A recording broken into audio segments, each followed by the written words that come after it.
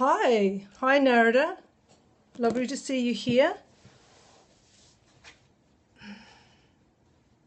Hi, my name is Karen Stroschnitter, and I noticed on Periscope today there was a lot of talk about meditation, and I thought, well, I will just give my 2 cents worth on meditation.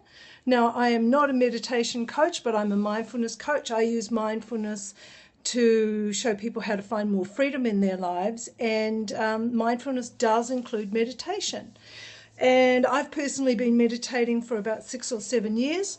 I try and meditate every day. It has significantly changed my life, and that's why I do it. So I thought today I'd talk about the 5 common reasons that people believe that they can't meditate, because I hear them all the time.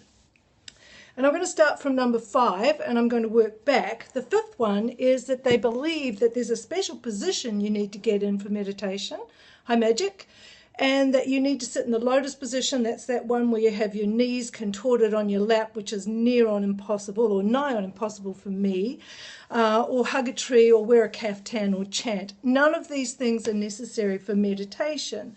In fact, your position isn't that important. One thing I would warn you against, though, is lying down when you meditate, because your brain associates lying down with falling asleep. So guess what happens? You tend to fall asleep. So sit up straight with your feet on the floor is the perfect position to meditate. Another thing about position is people believe you have to have your eyes closed. You don't have to have your eyes closed. You can have your eyes open. You can just actually lightly gaze ahead of you. Hi, Teresa. Lovely to see you all here. Please ask me questions along the way. So number 5, the reasons why people believe they can't meditate has to do with position.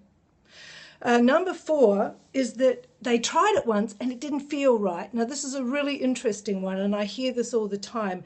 It just doesn't feel right. Well, guess what? If you've been racing and rushing and busy in your life and you try and stop and do nothing, every cell in your body, I'm a Virgo, every cell in your body is going to say to you, hey, get up, do something. This does not feel right, and it doesn't feel right. Oh, so that's a really big reason why people try it once and then they stop.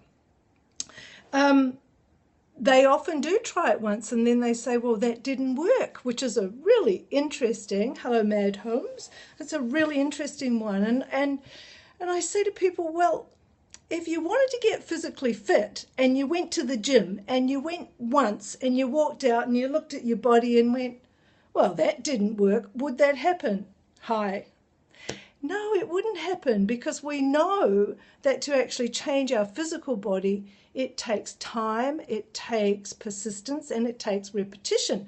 We have to go to the gym, and not only do we need to go to the gym, or we have to run, or whatever we need to do, we have to actually engage in that activity and our body will respond. Our mind is exactly the same. When we begin a meditation practice, slowly and incrementally it will build up and it will feel more familiar. So be gentle with yourself. It isn't going to feel right the first time you try it. Hi Edie, happy to take your questions along the way. Okay, so the second one, perhaps it's hard and boring work. It is hard and boring work, which is why most people give up.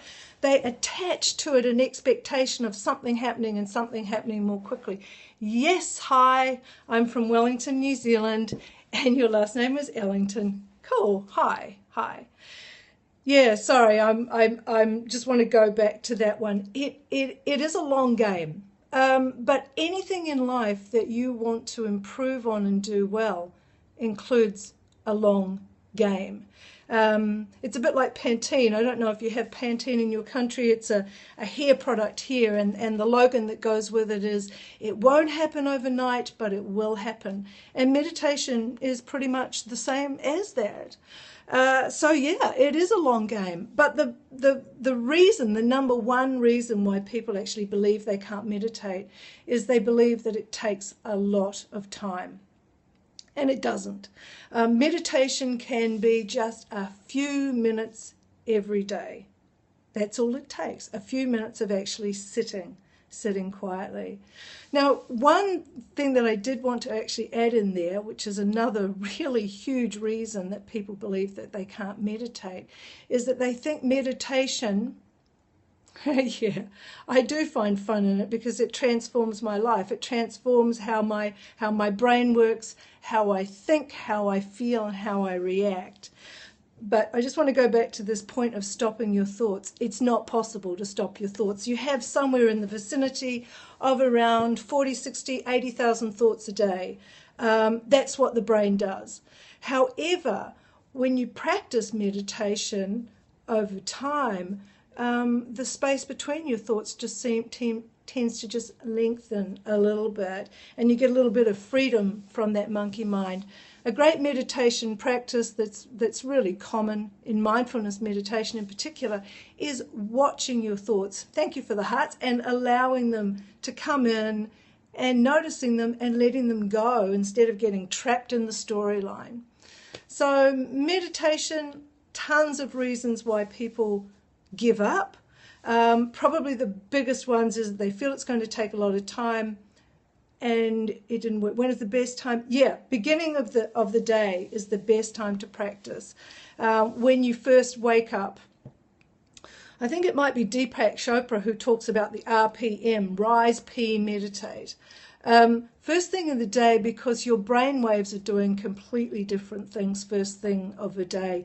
You're still in that kind of dreamy alpha state, and it's quite easy to get into a relaxed and stay in that relaxed state.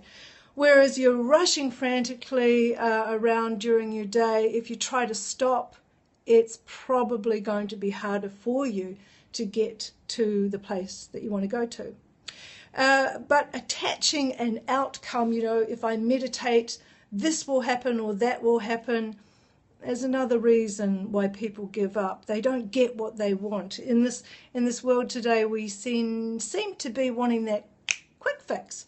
But meditation is a long game, as someone pointed out a little bit earlier here. So I thought I'd just pop in and do my little bit on meditation. Hello, Living for Keeps. Because I'm a coach, yeah, instant gratification. We all want instant gratification. Are we happier after the instant gratification? Probably for a very short period of time. But if you really want some freedom in your life, that freedom comes from actually choosing what you focus your attention on and then deciding and choosing how you will respond.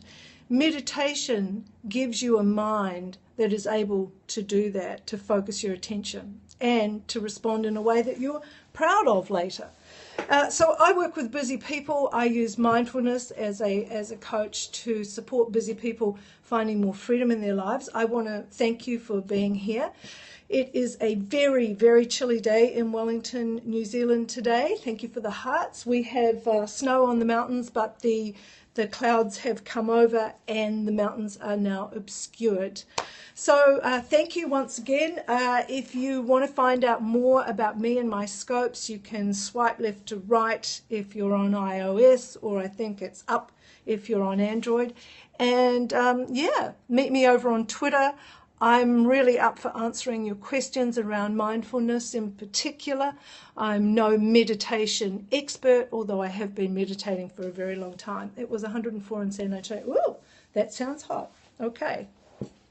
It's about 8 degrees in Wellington, New Zealand, and that's Celsius, guys, not Fahrenheit. Okay, so thanks once again for joining me. I appreciate you being here. Be mindful, be free. Cheers, bye for now.